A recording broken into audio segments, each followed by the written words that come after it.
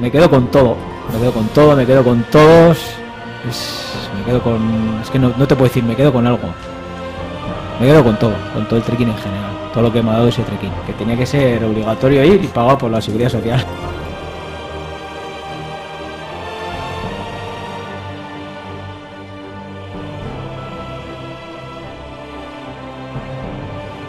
Con lo que me quedo es con el brillo en los ojos de la gente cuando, por ejemplo, subimos al Gokyo Ri, 5.360 metros, y yo veía allí gente que aquí apenas ha venido al Pirineo, y allá estaba con un brillo en los ojos y sintiendo aquello que es muy grande. Yo lo siento así, y la recompensa no es otra más que sentirse ahí arriba y decir, estoy disfrutando de esto desde que he empezado a subir, y ahora esto es el colofón, estar en una cima con un montón de amigos abrazándonos y viendo, bueno, desde luego el espectáculo que nos ha brindado ahí el Himalaya.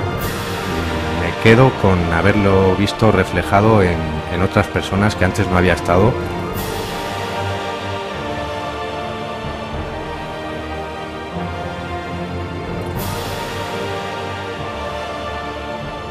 Sí, es la hostia, es increíble, ¿eh?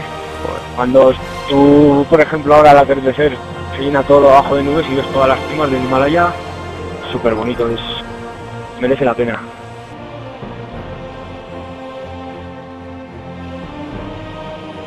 La Mar es una pasada, es preciosa, es increíble.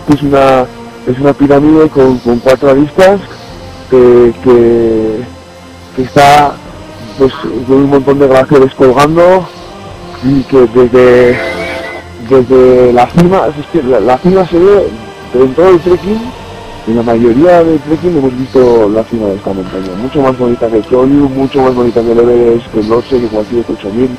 Es increíble, es tipo el Cervino, pero a la bestia.